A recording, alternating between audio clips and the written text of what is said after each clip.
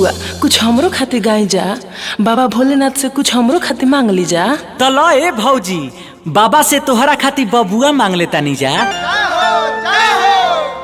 पूरा करी जी पूरा करी, हाई भौजी के मनसा पूरा करी। प्रेम से बोलो शंकर भगवान की।